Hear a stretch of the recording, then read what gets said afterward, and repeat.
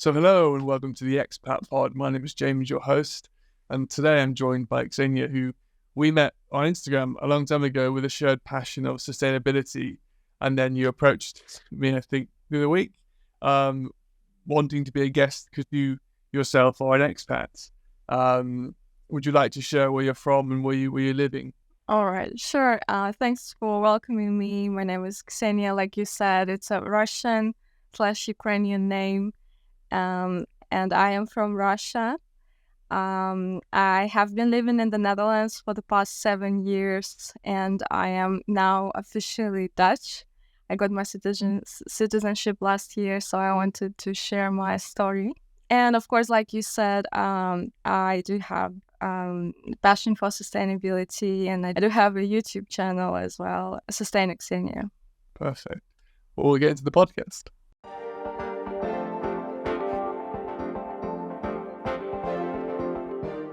So hello and welcome to section 1 of the podcast about getting there. So Xenia, you said you're originally from Russia and you moved to Netherlands. So what was the reason why you wanted to leave home and move to Netherlands? Well, to be honest, even before I left for the Netherlands, I moved abroad earlier than that. I lived in Poland and Germany before for my exchange semesters. And I think partly it was because of my first degree. My bachelor's was in international relations, and I was really excited to try living abroad, but also because as a woman, I felt that there were not enough opportunities for me in Russia. Because of the strong sexism in the society, it's very hard to, as a young professional, to find a job without being discriminated. The reason is that, the maternity leave is so long in Russia. This is one of the legacy of the USSR, that the maternity leave can last up to a year and a half. So when companies are hiring women of reproductive age, they are extremely wary that someone is going to get pregnant and leave, and they have to pay child support. They have to pay them for a year and a half. And then that's why when I started looking for a job, I was constantly harassed by the questions if I have a partner, if I want to get married and get pregnant. And, I think it's something unheard of in many European countries. I think I could have actually sued Paul if they asked me this question in the Netherlands, because it would mean that I'm being discriminated against by my gender. So I did leave because I was looking for a better life for myself. And I did, especially being part of LGBTQ plus community, I also felt more pressured into leaving because I felt like I couldn't be fully myself living in Russia. And these were the reasons why I relocated. So starting abroad was, kind of dipping my toes into living abroad. And honestly, I was ready to move to Germany because I was finishing up my master's and I was already looking for a job. But then I met my partner, so my boyfriend of 8 years now, and he's Dutch. Even though, when I first met, I started speaking German, he was replying so reluctantly, and I thought, oh my God, does my German suck that badly? But then turned out that no, he's actually Dutch. So he doesn't speak German that well.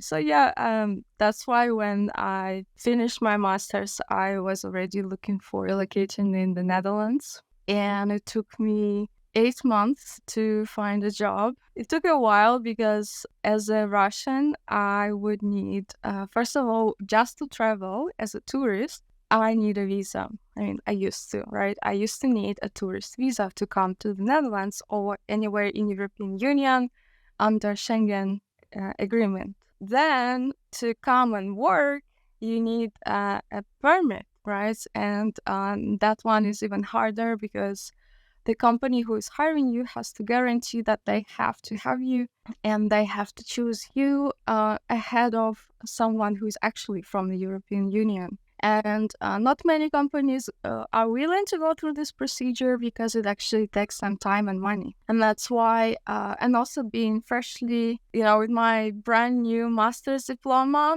but without any working experience in the field, I was not very attractive in employers' eyes, right?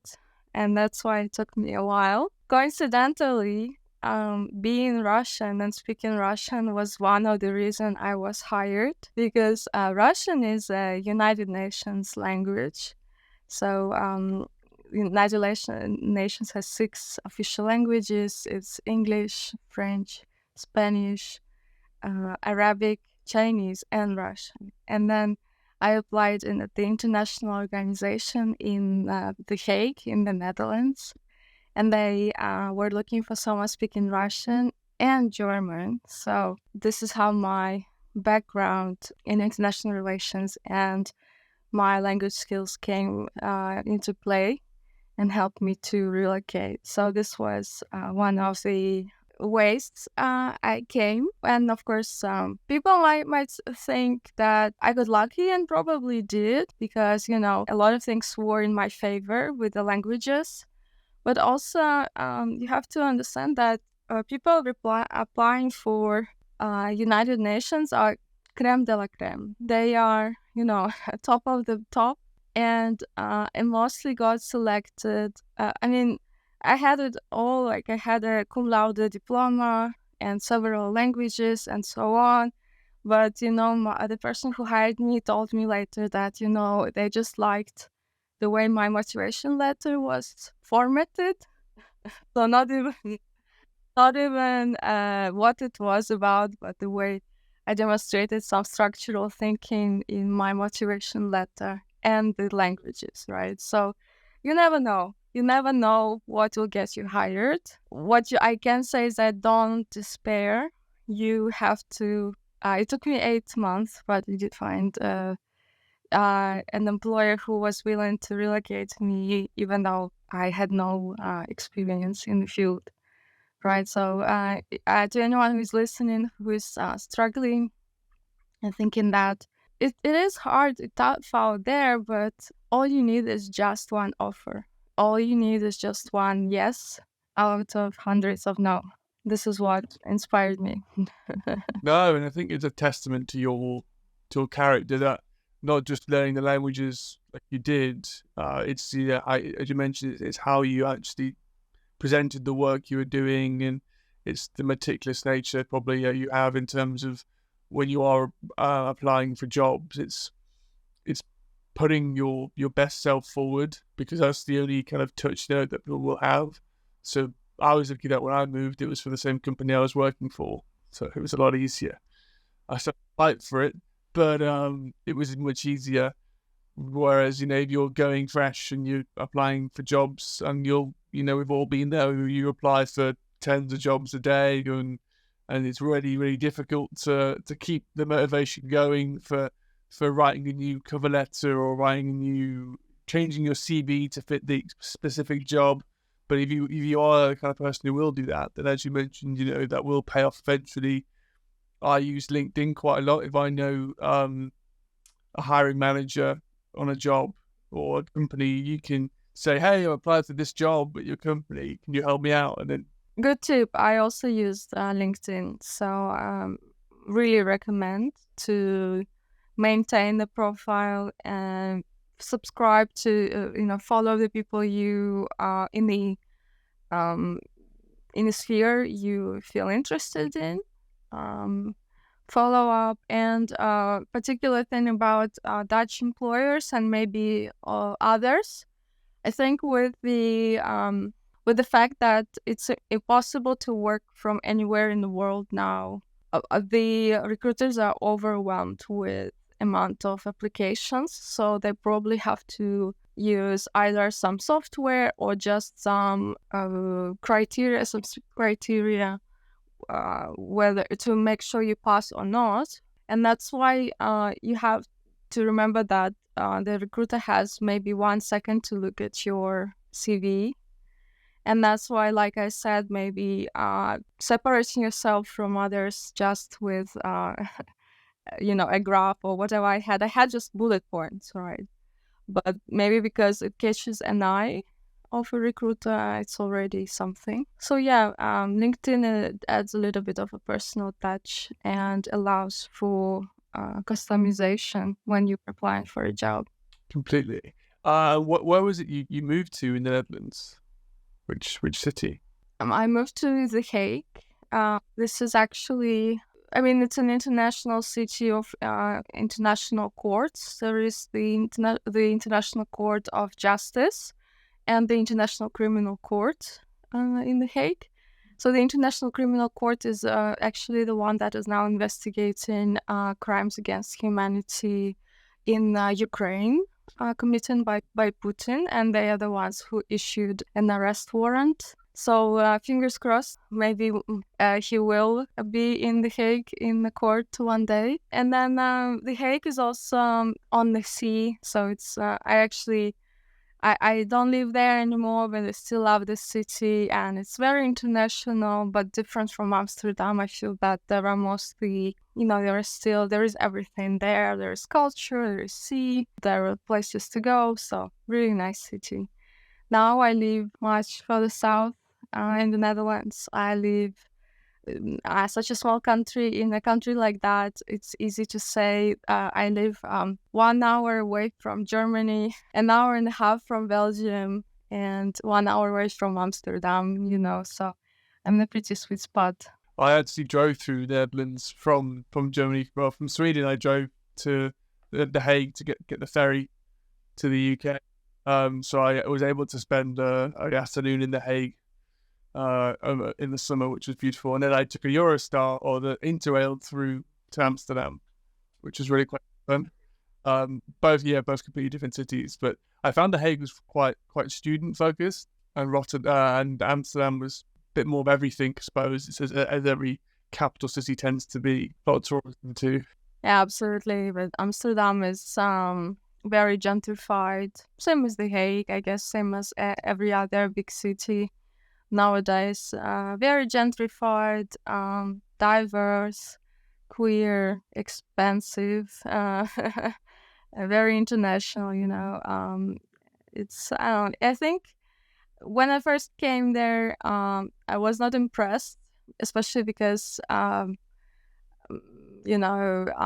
had my fair share of travel throughout my life. I've been to 26 countries. So I would say Amsterdam has more reserved and kind of north beauty rather than Rome, Madrid, or some other, or even Eastern European capitals like Budapest and Prague. They're much more kind of vast and luxurious, I would say. But now when I go to Amsterdam, I do feel like a tourist in my own country, because it's always full of life and tourists, and almost no one speaks Dutch there, which I'm sure frustrates the Dutchies themselves, but I don't mind. Did you learn Dutch before you moved? Were you learning it? What was the kind of process? I had, when I want to impress someone, I always say, someone in the Netherlands, I always say that I learned Dutch by myself, which I did. I never took any classes, and I just learned by living with my Dutch partner and my family and my in-laws, and just speaking to anyone who would listen. But the ace in my sleeve was that I also spoke German, and I studied German in school in Russia. So the fact that these languages are pretty close phonetically and grammatically, they are Germanic languages. So I could infer very quickly started using verbs, which were quite similar in German and Dutch. So it took me, I guess, about 3 years to start speaking Dutch fluently. Which makes other people jealous. I just learned Dutch just by chasing people up. I do pride myself in the fact that when I go live in a country, I do pick up their language. In the 5 months that I lived in Warsaw, when I was studying abroad in Poland, I did pick up Polish. Granted, it is a a Slavic language, but still it has different pronunciation and scripture. It's Russian is in Cyrillic and Polish is in Latin.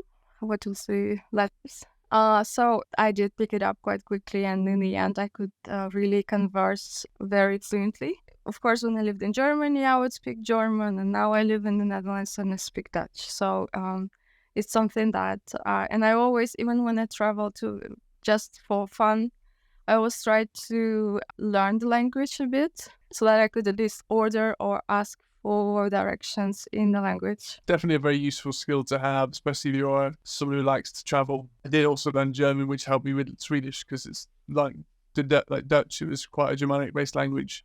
A lot of the words were similar, just the pronunciation was completely different. The pronunciation is wacky, though. I still can't get over some of Lots of vowels. Yeah. Perfect.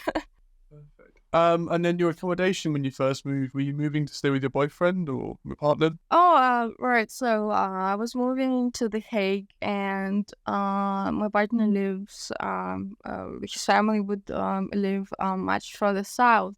So we had to find location, but since we didn't, we had to find accommodation together in The Hague. Since we didn't have much money, he was still studying back then, and I was just, have just graduated. We were looking for some kind of affordable housing, and there is a thing in the Netherlands which is called anti-kraak, means that anti-break-in.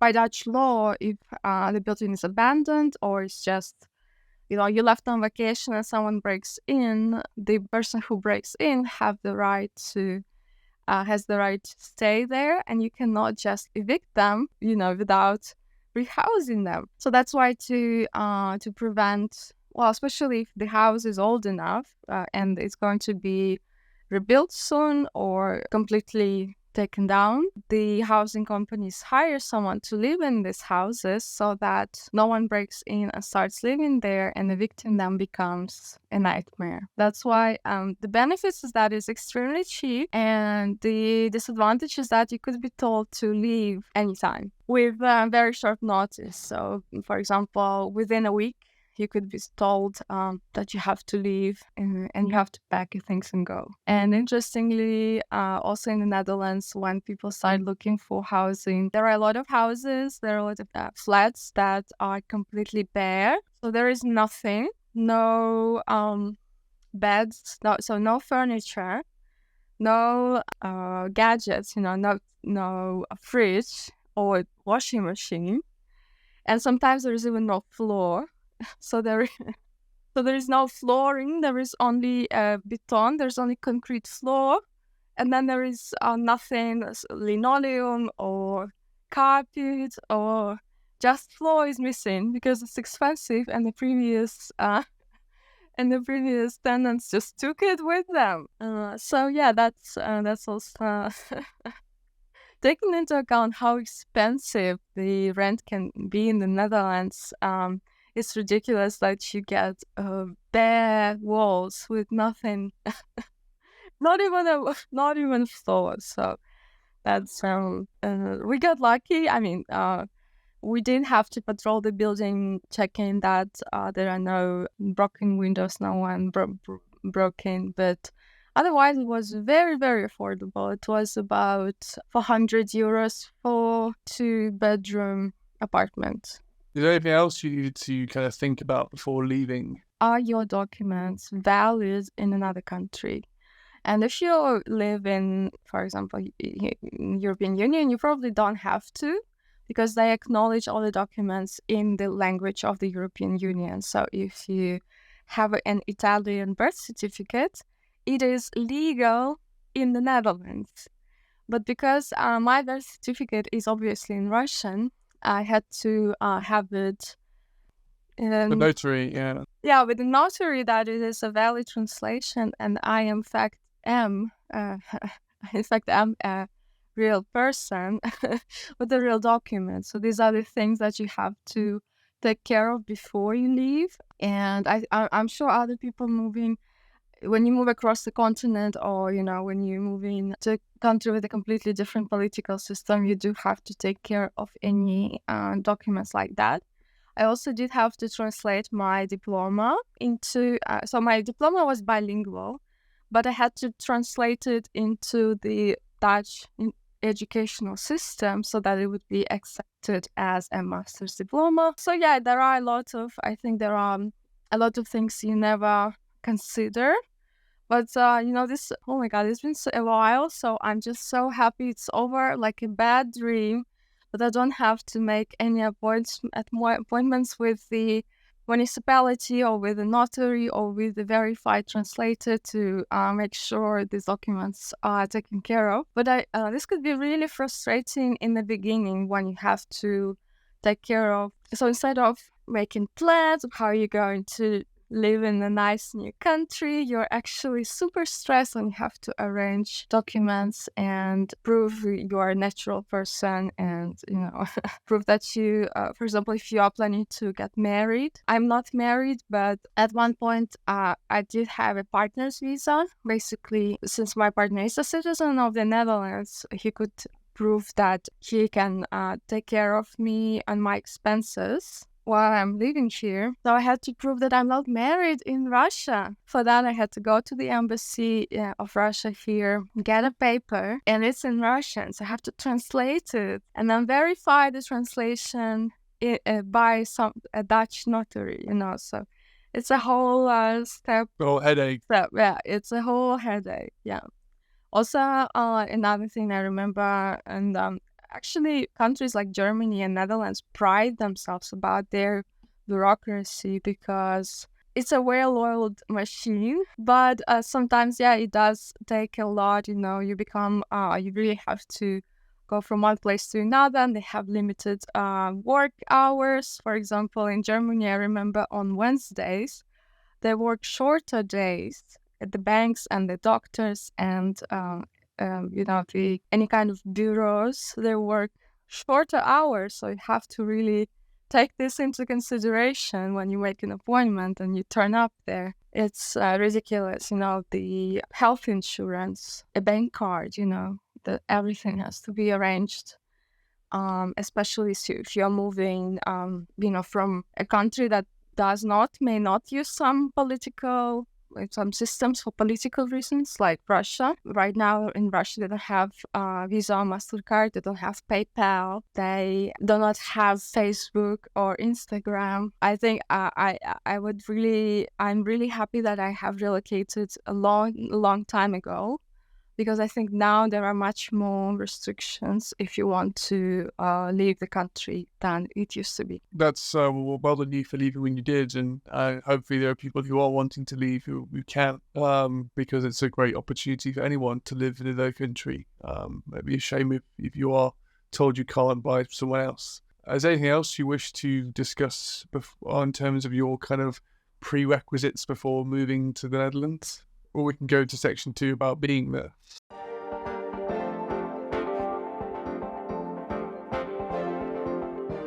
So hello and welcome to section 2 of the podcast, all about being there. So Xenia, this is where we'll share a bit about your kind of first experiences when you arrived in the new locations. We can also talk about Poland and Germany in comparison as well, because obviously it would be quite interesting to compare the 4 countries. So I guess if you want to, Poland was where you first went to from home. So what was that like when you were still a student? It was 11 years ago that I went to Poland. I was 21 years old, and I have been traveling before because ever since I lived in St. Petersburg, it's geographically very close by to Finland and, Sweden, Norway.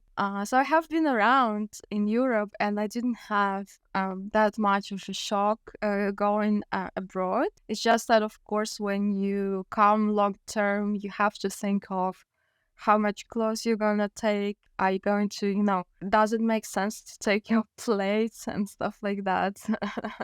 Luckily, I knew some people who lived abroad, and they told me, no, you get most of the utensils there. Sometimes I lived in a student housing, so sometimes you can have it from previous tenants as well. I left some of the plates and pans and everything for my neighbors, from my roommates to use. But I came in the winter, so I did have to pack quite heavy bags with winter clothing. I think the climate has changed quite a bit, but Warsaw still gets some snow and minus temperatures in the winter.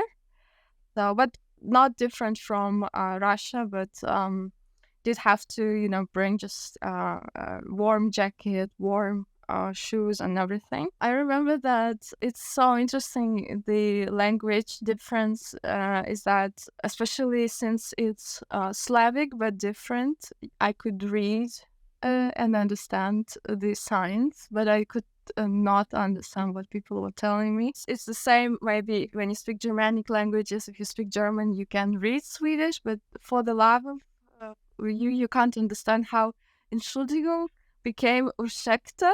Yeah, ursäkta mig. Yeah. Oh my god! So it's the same. I knew only 3 words when I came to Poland, and they were dzień dobry, which means hello, and przepraszam, which means sorry. But this words could take you anywhere, I think. And especially, I had a really good buddy assigned to me by the University of Warsaw.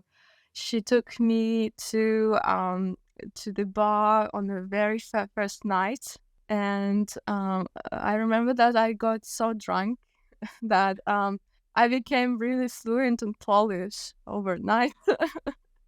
I was walking from the bar, and I wanted to ask for directions because it was cold and my phone froze, and I didn't have any battery left. So I asked some random guy on the street where where this place was, and he just said, he said налево, направо, так, and I understood everything. So I thought, oh my gosh, I am so fluent in Polish. And I did become fluent in the end, but yeah, it was really cool. Poland has shared historic trauma with Russia, with the Soviet Union and communism, but I feel that they are much more, Western Europe leaning, of course. Although now again the populism is winning in Poland with all the homosexual laws and ban of abortions in Poland. So also cracking down on, the most sensitive populations. Yeah, exactly. But I remember it was so funny because we were at the bar, and I was hanging out at all these dive bars in Warsaw with a German friend. And so one older Polish guy. And Poland had a lot of wars in their history, but the most recent wars are the wars with Germany and with Soviet Union. So we walk in the bar, and this guy spots us, and he asks, "So where are you from?" And I'm saying, "I'm from Russia." And he says, "Ah, hate Russia." And then he asks my friend, "And you, where are you from?" And he said, "I'm from Germany." He's like, "Ah, I hate Germans." But overall, of course, it's mostly just that one person, because overall people were very, very nice. And I've been to Poland twice in the past year. And even though I'm Russian, I'm still greeted, with very, very nice positivity. And people understand that the politics of my country is different than just me as a person, right? So I wouldn't say Poland loves Russia, but they're still very nice to Russia. So from my experience, Yeah, completely. I think as you alluded to then, with regards to, the one thing in life we can't control is where we're born.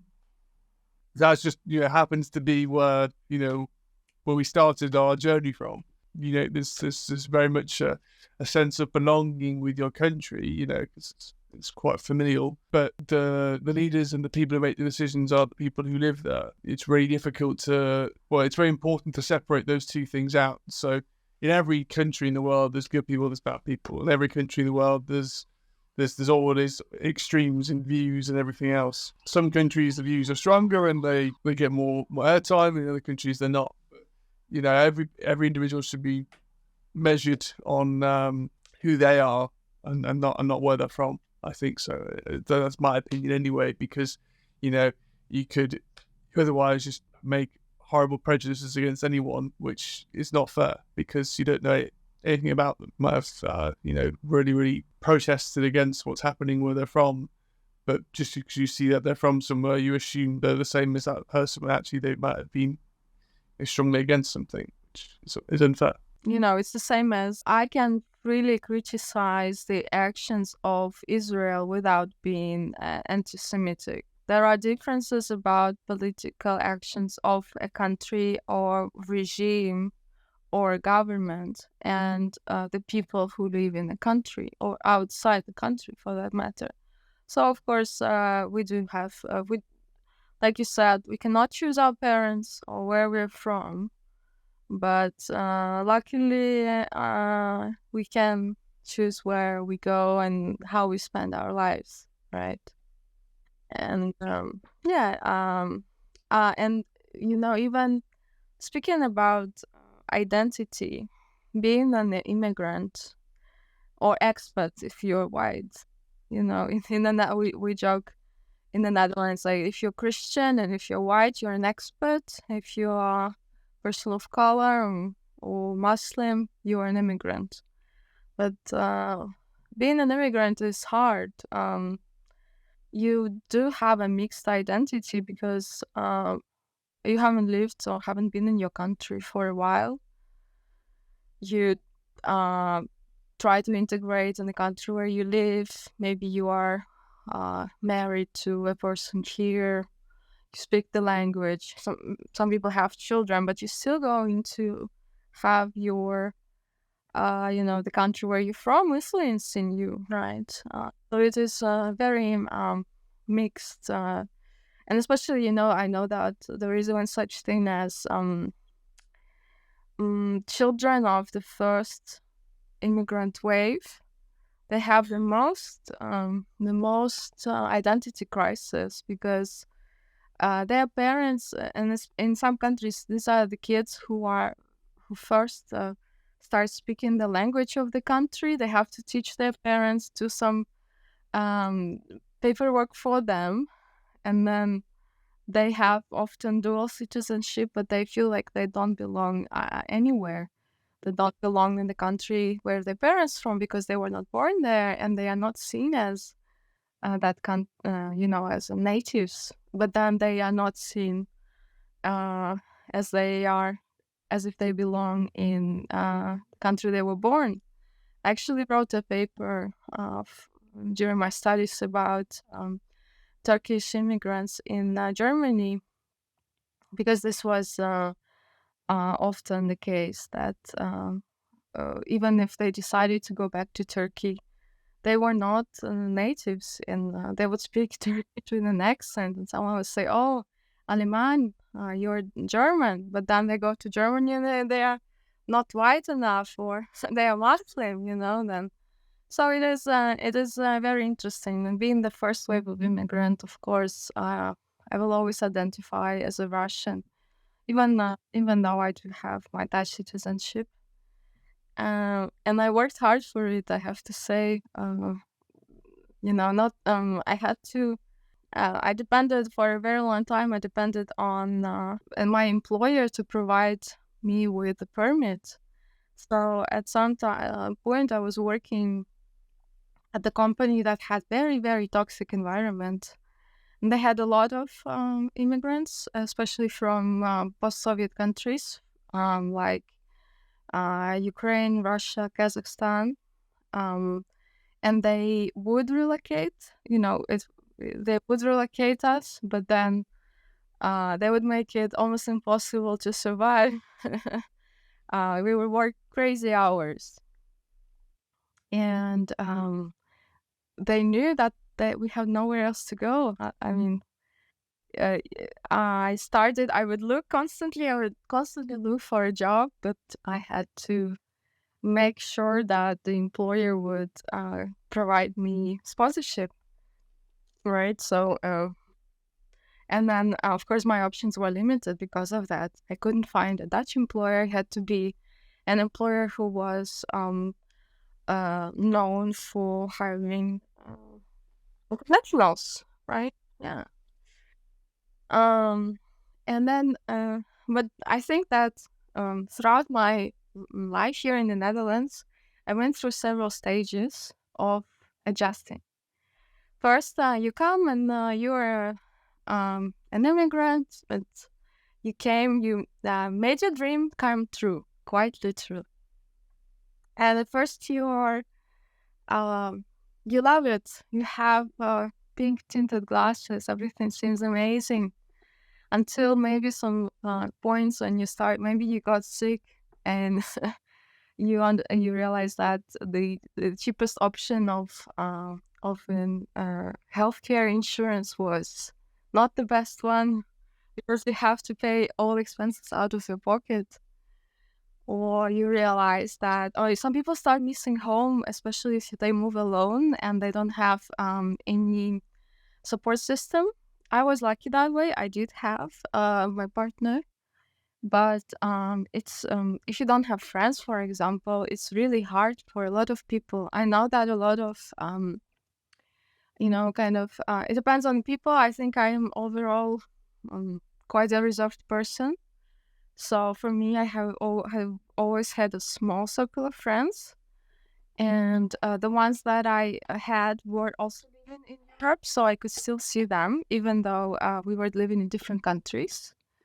But I know for some people, like Italians or from South America, who are so used to having community, it was very hard, and they struggle because Dutch people are much more reserved. Uh, and the people from Iberia, from South America, are much more warm and spontaneous. And so they definitely experience a culture shock of not being able to make friends or not being able to be close to someone. It's understandable. So I know that a lot of people also tend to stick together. That's why it's a lot of people in the Netherlands also don't integrate that well, because especially if you work in an international environment, there is no pressure for you to learn the language, and you can get away for a while just being surrounded by your compatriots. There is a diaspora of Indonesians. There is a diaspora of Latinas, but that's why some people feel that they are living here, but they are lonely or not integrating, and that could be the case. So I think you start to, and especially if you move already as an adult, when it's harder to make connections as easy as you used to when you were younger. I think some people struggle. I do have, because I did my second master's here in the Netherlands as well, in The Hague as well. It was a university, Erasmus University, but the campus was in The Hague. And it was so diverse, and I have friends from India and Indonesia. And I feel that somehow our cultures are close with Russia, and so I understand. But I remember that for them, they were coming to The Hague, they were coming to the Netherlands maybe for the first times in their life. And I've been living in the Netherlands for a while already. And I felt kind of a little bit different, because I was not in the Netherlands for a semester. I was living there, but I was still seen as a foreigner. And that bugged me quite a bit. And I understood that that made me understand that I do have privileges as well. being white, I was, people would address me automatically in Dutch in the street because I look like Dutch person. And so, for example, my brown friends from India, they would not get such treatment. People would assume that they are foreigners. And I think that this kind of microaggression um, that they have to go through is, it was the first time I realized it, that I am in a more beneficial position than other people. But at the same time, I'm still not good enough because back then I started looking for the jobs in Dutch companies. And then they would put in a job description, they would put very good or something like excellent command of English and Dutch. And I would be like, well, I do have excellent command of English and Dutch. They are both my foreign languages, but I do speak them. I would say that no one would. I would say no native speaker would say that I sound like a native English speaker, but they would still converse with me with no issues. As the same would go for Dutch, right? But then I would be called by the recruiters, and I would hear that I have an accent in Dutch, and then I would hear, oh, we were actually looking for someone with mother tongue proficiency in Dutch. So mother tongue proficiency in Dutch is a secret, is a way of saying we're looking for Dutch folks and not for immigrants like you. So it was harsh. I understand that for some jobs you do have to have, especially for policy making or some kind of jobs or contract management, you do have to have mother tongue proficiency in the language, or even, for example, in English, you would need for drafting legal documents, you would need a legal background and probably native or like C1, C2 level of English, right? Yeah, but I think a lot of people who learn a language when they're older are better at language, because for me, like I just speak English because that's what I was taught when my brain was more placid and I was developing my ability to communicate through my voice. Doesn't mean I'm good at the grammar or good at the sentence structure. It's just how I think. And being an engineer, the language side of my knowledge was probably worse than the maths and everything else. So I was much worse at English language than I was at other subjects. However, my friends who've come from Spain or come from other countries and it's not their first language, they know more about the grammar of my own language than I do, which originally I was quite embarrassed by, because I should know. But then I was like, well, actually, no, it's a good sign for me to go and learn. And then when I learn a new language now, or try and learn a new language and fail, I look and then I'm able to review my own language. Oh, actually, that's why we do this and that's why we do that. I think it's silly to say you can't do this job if you're not native speaker, because native speakers are probably the worst people when it comes to the detail of a language because you haven't had to learn it. I would say it's a charged term that if they are looking for someone with native proficiency in the language, that means that they're excluding. Maybe it makes it is a PC version of saying that they are not looking for immigrants. And I understand that it could be, and I am all set. Back then I even had a permit and everything. They didn't have to do nothing for me, but they still would be wary because of some prejudice. And the Dutch love to say that they are so open-minded, and in some things they are. What they are the first country who legalized same-sex marriage, but at the same time, they do have bias towards the immigrants because one thing is when the immigrants come and bring money and then leave, and another thing is when they stay and, well, in their eyes, try to take their job. That's when the difference come in, and that's when you start to. And I think that no one is perfect, and that's the time when you start to realize, oh, this society that I'm living in also has issues. It's not as pink tinted as I thought in the beginning. It is different from Russia, and I do not face I do not face discrimination. I cannot be asked if I am going to get married and get pregnant, but I am being discriminated in another way, and other people who are not like me or who have different background, who have different religion, different skin color, they face even more difficulties, So that's when you hit a realization that it's not all perfect.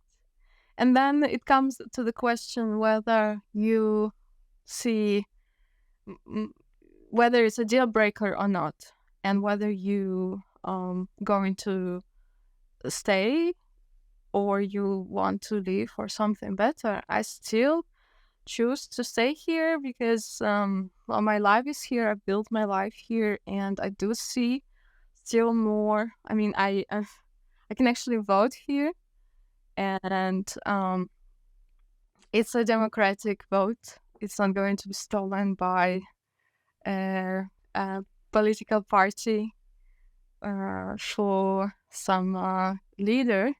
So I do feel that I have more freedoms here. It just means that I still see advantages and disadvantages. And I know a lot of people start to value their home countries after they leave, and start to think, yeah, I appreciate Russian healthcare.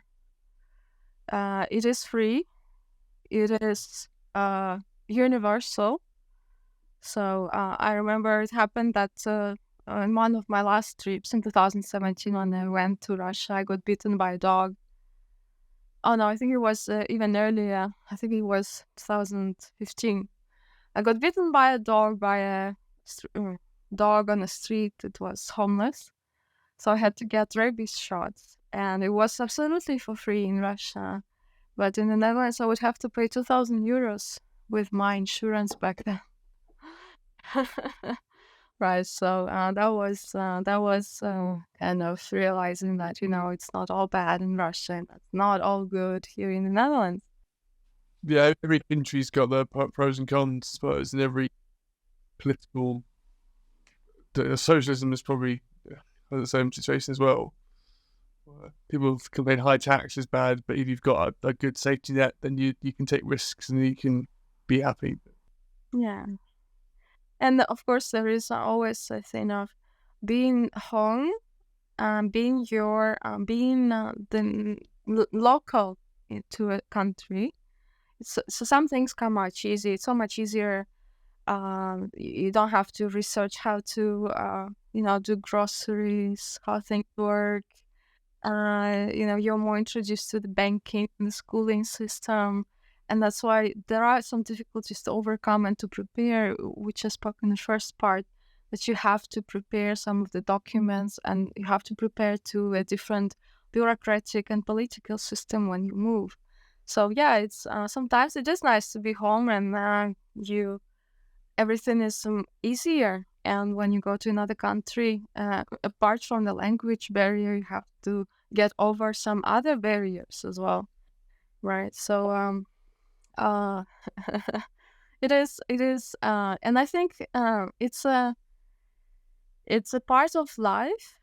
I think it would happen to you no matter what, where you live. I think growing up and becoming an adult and learning to pay bills and doing your taxes is is always, yeah, it's not something you're you're excited about, right? But you have to do that, and sometimes when you are abroad, it's much harder because sometimes I don't know what these words mean in Russian, and then I have to.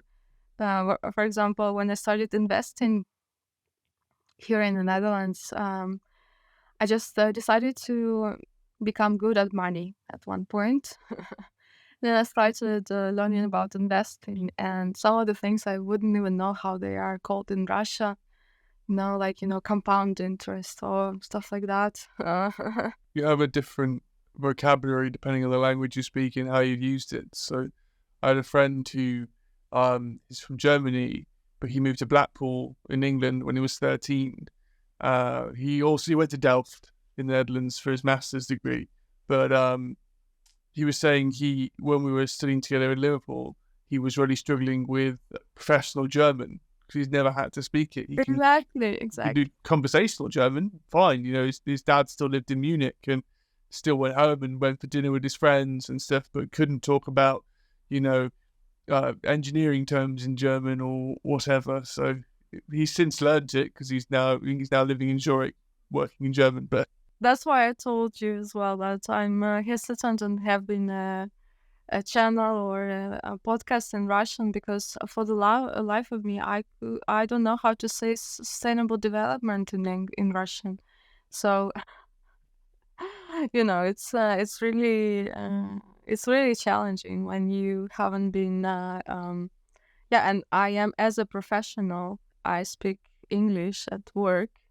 That's why I have no clue how these things are called in Russian. And with my Russian colleagues, we switch to English. We just don't bother because we just be like, "Oh, hi, how are you?" Blah blah blah in Russian, and then so about this purchase order, and now we're switching to English because I don't know how to call it in Russian. So,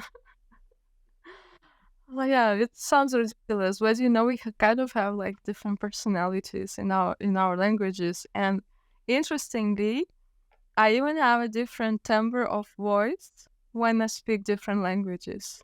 So when I speak, I feel that someone told me that when I speak English, I have a little bit of lower voice when I speak in Russian. So it's very funny. that's interesting. Wonderful. Is there anything else you want to kind of talk about being there before we go to the next section?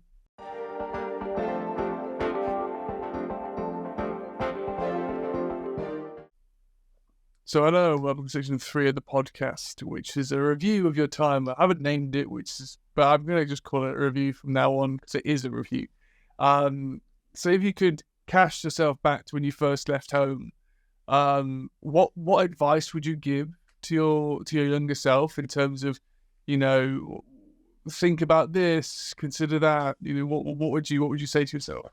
Oh, I think my advice would be much more esoteric because I first left my parents' home on the day I was 18. I moved out of their house and moved to another city 2,000 kilometers away. It was still in the same country, but 2,000 kilometers away.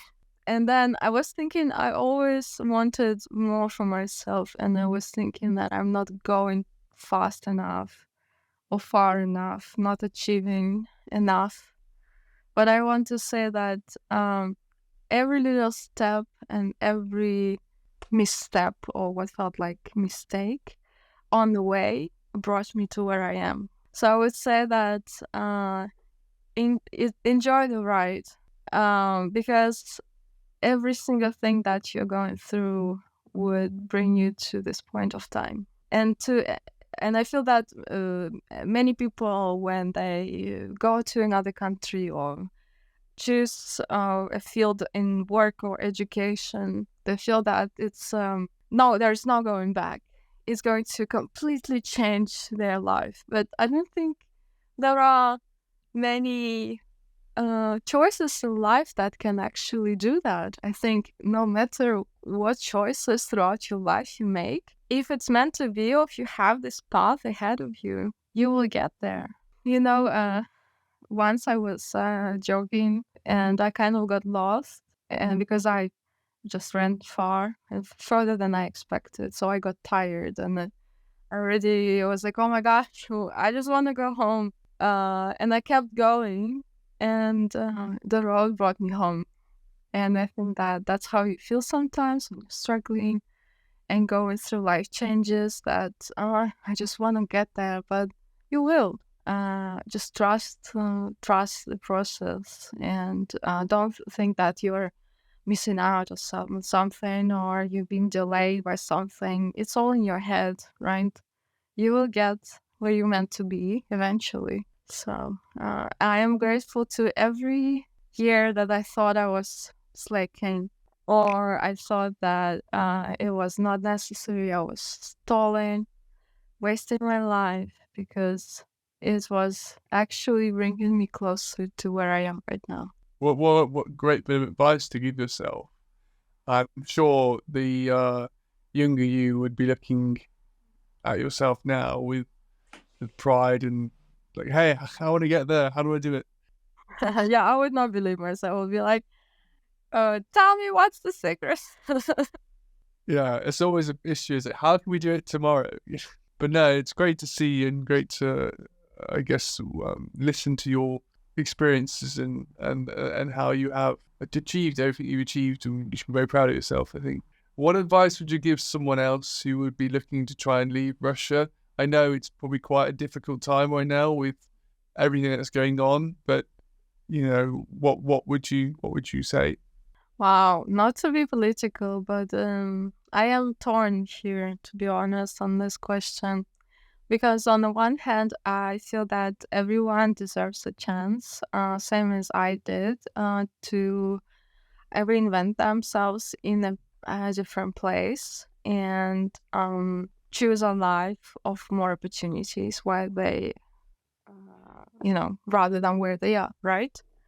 On the other hand, all the sanctions and restrictions that have been imposed on Russia at the moment are to pressure the citizens to make changes in their in their society, and that's why maybe the solution is not leaving, but taking control of the situation and turning it around, and making the country free, you know.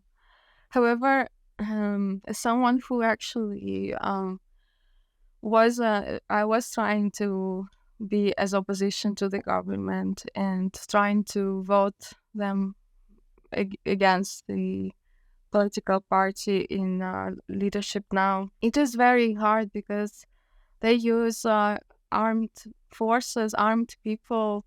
If you go on a peaceful protest, they will just use violence against people, even people with disabilities or the small children. So I can't sit in the ivory tower and advise people to take control, right? That's why I'm a little bit torn, because I feel that for people who want to still live there and come back to that country, I feel that fear is not the way. We have to do something.